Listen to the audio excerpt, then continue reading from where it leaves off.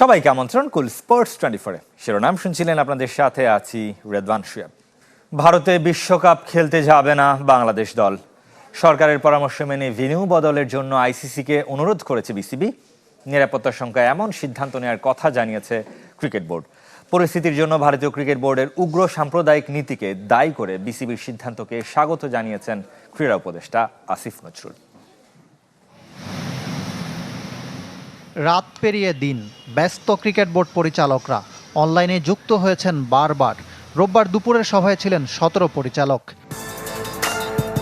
মোস্তাফিজকে IPL থেকে বাদ দেওয়ার ইস্যুতে একদিকে পুরো দেশের আবেগ, আরেকদিকে সরকারের কঠোর অবস্থান বিসিবির সিদ্ধান্ত সহজ করে দিয়েছে। শনিবার রাতের সভায় যারা নমনীয় থাকার পক্ষে ছিলেন তারাই সরকারের অবস্থান জেনে রোববার হয়েছেন কঠোর। পরিস্থিতি বিবেচনায় ভারত সফর না করার সিদ্ধান্ত নেয় বিসিবি। সেই সিদ্ধান্তকে সাধুবাদ জানিয়ে সামাজিক মাধ্যমে পোস্ট করেন ক্রীড়া উপদেষ্টা আসিফ নজরুল। ভারতীয় ক্রিকেট বোর্ডের উগ্র সাম্প্রদায়িক নীতির সমালোচনাও করেন তিনি। তবে ক্রিকেট বোর্ডের আনুষ্ঠানিক বিবৃতি আসে সন্ধ্যায়, যেখানে পরিষ্কার জানিয়ে দেয়া হয় সরকারের পরামর্শ মেনে বিশ্বকাপ খেলতে ভারত যাবে না বাংলাদেশ দল। একই সঙ্গে আয়োজক আইসিসিকে বাংলাদেশের ম্যাচগুলো ভারতের বাইরে স্থানান্তরের অনুরোধ করেছে বিসিবি।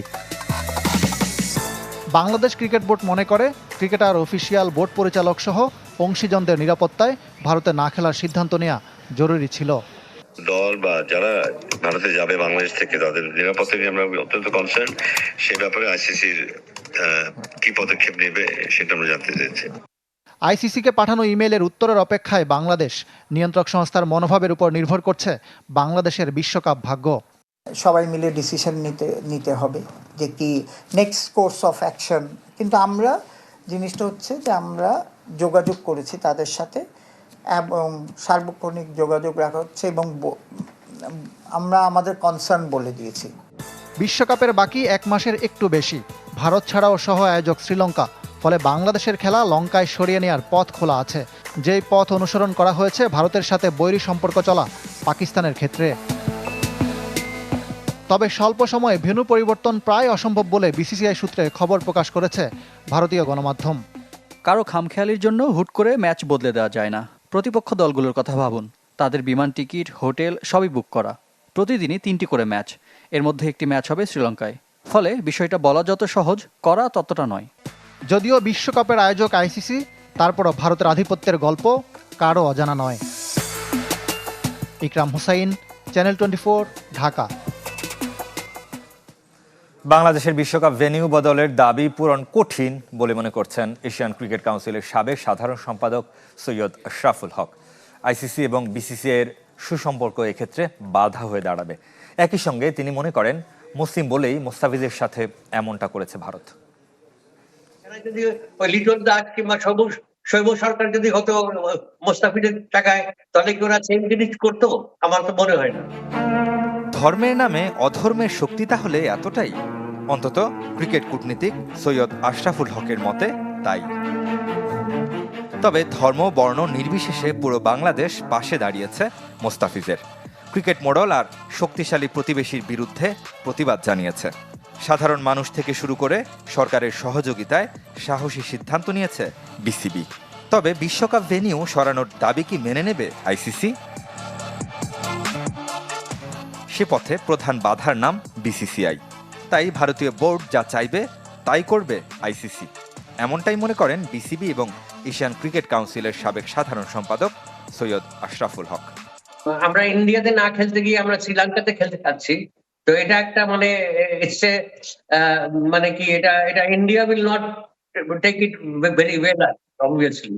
আর তোমরাও জানো, সবাই জানে যে world cricket is controlled by Indian board. বাংলাদেশের সামনে এখন 3টি পথ খোলা। 1, শ্রীলঙ্কায় গিয়ে বিশ্বকাপ খেলা। 2, ভারতে যেতে বাধ্য হওয়া। 3, বিশ্বকাপ থেকে নিজেদের প্রত্যাহার করা। শেষ বিকল্পের ক্ষেত্রে বিশ্বকাপ ম্যাচ বঞ্চিত হওয়ার সাথে মোটা অঙ্কের লোকসান হবে বিসিবির। পাবে না বিশ্বকাপ পার্টিসিপেশন মানি। সঙ্গে শঙ্কা আইসিসিতে কোণঠাসা হয়ে পড়ার। সম্পর্কটা খুবই খারাপ উইথ দ্য আইসিসি প্রেজেন্টলি আর কি, এবং with the Indian board also. Indian cricket board or the Indian cricket establishment is a very powerful organization. They control economically, they control the whole cricket world. So it is difficult to take a decision against. Cricket বিশ্বে নিরাপত্তার অজুহাতে বা রাজনৈতিক দূরত্বে series বা বিশ্ব আসর বর্জনের ঘটনাও আছে। 96 বিশ্বকাপে নিরাপত্তার কারণ দেখিয়ে শ্রীলঙ্কায় খেলতে যায়নি অস্ট্রেলিয়া আর ওয়েস্ট ইন্ডিজ। 2003 আসরে মানবাধিকার ইস্যুতে জিম্বাবুয়ে যায়নি ইংল্যান্ড আর কেনিয়া সফর করেনি নিউজিল্যান্ড। এতে করে ওয়াক ওভারের জন্য পূর্ণ পয়েন্ট পেয়েছিল প্রতিপক্ষ। তবে ওই দুই আসরের মূল আয়োজক ছিল ভারত আর দক্ষিণ আফ্রিকা। রেদওয়ান শুয়েব, চ্যানেল 24, ঢাকা। রাজনীতি আর দুদেশের সম্পর্ককে ছাপিয়ে ধর্মকে বড় কারণ হিসেবে উল্লেখ করেছেন সাবেক ক্রিকেটার থেকে রাজনীতিবিদরাও। মোস্তাফিজুর রহমান ইস্যুতে ক্রিকেট দুনিয়ায় আলোচনা চলছেই, কেউ করছেন সমালোচনাও। কেন মুস্তাফিজকে আইপিএল থেকে বাদ দিল ভারতীয় বোর্ড, তাও আবার এত আগে? রাজনীতি, কূটনীতি নাকি ধর্ম? একে মুস্তাফিজ মুসলিম, কলকাতার মালিক শাহরুখ খানও মুসলমান। দুয়ে দুয়ে চার মিলিয়ে প্রশ্নটা উঠেছে দুদেশ থেকেই। যদি বাংলাদেশের সাথে ভারতের রাজনৈতিক টানাপোড়েনই থাকতো তাহলে আমাদের পররাষ্ট্রমন্ত্রী বাংলাদেশ সফরে যেতেন না। শাহরুখ আর মোস্তাফিজের উপর আক্রোশের মূলে উগ্র হিন্দুত্ববাদীদের দ্বিচারিতা। এমনটা না হলে বাংলাদেশ ভারত সম্পর্কে টানাপোড়েন দেখা দিত না। মোস্তাফিজকে কেনার জন্য শাহরুখকে দেশদ্রোহীর তকমা দেয়া হলো, অথচ নিলামে অন্য দলও তার জন্য দাম হাঁকিয়েছিল। আমার মনে হয় শাহরুখ মুসলমান হয় সব আক্রোশ তাকে ঘিরে। যদিও ভারতের সাবেক অধিনায়ক মোহাম্মদ আজহারউদ্দিন নিজেও মুসলমান, তবে তিনি দেখছেন দেশ আর বোর্ডের স্বার্থ। বোর্ড যা করেছে তা পুরোপুরি ঠিক। বাংলাদেশে যা চলছে তা একদমই ভালো নয়, কিন্তু খেলার ব্যাপারটা আলাদা। সে যাই হোক, বিসিসিআই যে সিদ্ধান্ত নিয়েছে তা অবশ্যই স্বরাষ্ট্র আর পররাষ্ট্র মন্ত্রণালয়ের পরামর্শেই করেছে। ব্যাডমিন্টনের সাবেক নাম্বার 1 সাইনা নেহওয়ালও ভারতীয়দের সিদ্ধান্তে আস্থা রেখেছেন। বিসিসিআই যে চূড়ান্ত সিদ্ধান্ত নিয়েছে আমি তার পূর্ণ সমর্থন করি। বিতর্কের ব্যাপারে আমি তেমন কিছু জানি না। সবচেয়ে যৌক্তিক প্রশ্ন তুলেছেন পাকিস্তানের সাবেক ক্রিকেটার রশিদ লতিফ। শেখ হাসিনাকে যদি 1.5 বছর ধরে আশ্রয় দিতে পারে ভারত, তবে মুস্তাফিজের আইপিএল অনুমতি নিয়ে কেন দ্বিচারিত করছে দেশটি? বিসিসিআই নির্দেশে কলকাতা নাইট রাইডার্স তাদের আইপিএল দল থেকে বাংলাদেশের পেসার মোস্তাফিজুর রহমানকে ছেড়ে দিয়েছে। অবাক করার বিষয় হচ্ছে, ভারত শেখ হাসিনাকে জায়গা দিতে পারে, কিন্তু মোস্তাফিজকে আইপিএল খেলার অনুমতি দিতে পারে না। বাংলাদেশ হয়তো তাদের বিশ্বকাপ ম্যাচগুলো ভারতে গিয়ে খেলতে অস্বীকৃতি জানাতে পারে। খেলার সাথে রাজনীতি আর ধর্মকে না মেলানোর বুলি দেশে দেশে থাকলেও বাস্তবে তার দেখা নেই। রিফাত হোসেন, চ্যানেল 24। আইপিএল বর্জন এবং সম্প্রচার বন্ধের দাবি খতিয়ে দেখছে সরকার। তথ্য এবং সম্প্রচার উপদেষ্টা জানিয়েছেন আইনি দিক বিবেচনার কথা। মোস্তাফিজকে কলকাতা ছেড়ে দেওয়ার পর সামাজিক যোগাযোগ মাধ্যমে তাদের অনুসারী সংখ্যা কমতে শুরু করেছে। আইপিএল আসতে এখনো বাকি 3 মাস, কিন্তু এমন উত্তেজনা আর আলোচনা আগে কখনো হয়নি। বরং বলা ভালো, আইপিএল বিদ্বেষ কখনোই ছিল না। সাধারণ মানুষের আইপিএল বর্জনের ডাকে একাত্মতা পোষণ করে সরকারের 2 উপদেষ্টা সামাজিক যোগাযোগ মাধ্যমে স্ট্যাটাস দিয়েছেন। ক্রীড়া উপদেষ্টা ডক্টর আসিফ নজরুল ও সংস্কৃতি উপদেষ্টা মোস্তফা সারোয়ার ফারুকী আলাদা পোস্টে বল ঠেলে দিয়েছিলেন তথ্য ও সম্প্রচার উপদেষ্টার দিকে। দুইটা দেশের মধ্যে যদি রাজনৈতিক সৈয়দা রিজওয়ানা হাসান অবশ্য এখনো নিজের অবস্থান স্পষ্ট করেননি। আইনি দিক খতিয়ে দেখার ঘোষণা দিয়েছেন। তো এইরকম সিদ্ধান্তের প্রেক্ষিতে আমাদের দেশের জনগণেরও তো মনে একটা আঘাত লাগে, তাদের মধ্যেও একটা প্রতিক্রিয়া হয়। সেরকম জায়গায় আমাদেরকেও একটা অবস্থান নিতে হবে। আমরা সেই অবস্থানের আইনগত ভিত্তি এবং প্রক্রিয়া যাচাই বাছাই করছি এবং করার পরে আমরা একটা বিফিটিং পদক্ষেপ গ্রহণ করব। তবে বাকি 2 উপদেষ্টার মতো তিনিও প্রতিবাদ জানিয়েছেন ভারতের সিদ্ধান্তের। কোন যুক্তিতে মোস্তাফিজকে মানা করা হচ্ছে? খেলোয়াড়ই কোনো যুক্তিতে মানা করা হলো তো কোনো ব্যাপার ছিল না। যে যুক্তিতে মানা করা হচ্ছে সেই যুক্তিটা তো আসলে আমরা কোনোভাবেই গ্রহণ করতে পারি না। আইপিএল সম্প্রচার বন্ধে 2টি পথ খোলা সরকারের হাতে। বাংলাদেশে আইপিএল এর সত্ত্ব কেনা টি স্পোর্টসকে খেলার সম্প্রচার বন্ধ করতে বলা। সেক্ষেত্রে বিপুল অর্থে কেনা এই সত্ত্বের ক্ষতিপূরণ কে দেবে সে প্রশ্নও আছে। পাশাপাশি ভারতীয় টিভি চ্যানেলের সম্প্রচার বাংলাদেশে বন্ধ করা। এদিকে মোস্তাফিজকে বাদ দেওয়ার খবরের সাথে সাথে কমতে শুরু করেছে সামাজিক যোগাযোগ মাধ্যমে কলকাতা নাইট রাইডার্সের অনুসারী। বাংলাদেশের 18 কোটি মানুষ শুধু কলকাতা নয়, আইপিএল এর জন্য বিশাল বাজার। রেজওয়ানুজ্জামান, চ্যানেল 24, ঢাকা। এত আলোচনার মাঝে টি-20 বিশ্বকাপের জন্য 15 সদস্যের দল ঘোষণা করেছে বিসিবি। তবে ঘটা করে নয়, শুধু সংবাদ বিজ্ঞপ্তি দিয়েই দায় সেরেছে। দলে 7 ব্যাটার, 3 স্পিনার এবং 5 পেসার। কোথায় বাংলাদেশ বিশ্বকাপ খেলবে সেই অনিশ্চয়তা যখন সামনে এসেছে, তখনই বিশ্ব আসরের 15 ক্রিকেটারের নাম ঘোষণা করেছে ক্রিকেট বোর্ড। দল নিয়ে যতটা না চমক, তার চেয়ে বেশি দল ঘোষণায়।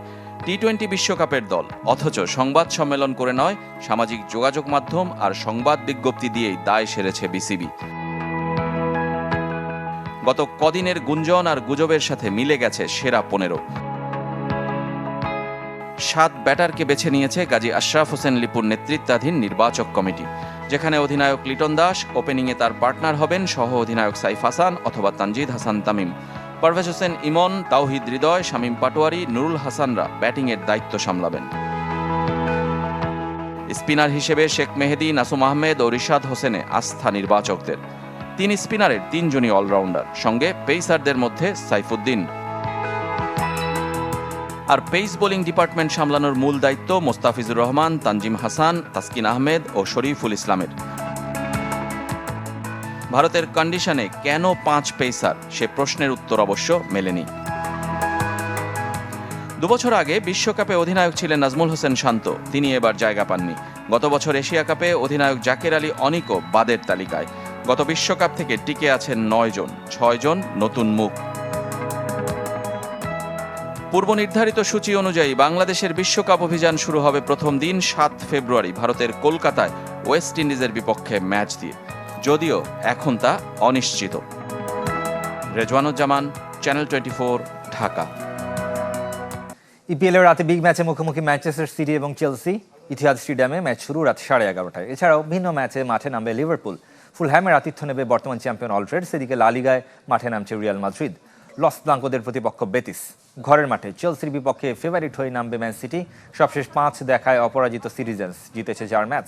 ইনজুরিতে সাইড বেঞ্চে থাকবেন সাভিনিও এবং Nico Gonzalez, John Stones, Mateo কোভাসিচরা। অন্যদিকে এনসো মারেস্কার স্থলাভিষিক্ত হয়ে চেলসির অস্থায়ী কোচের দায়িত্বে ক্যালাম ম্যাকফারল্যান।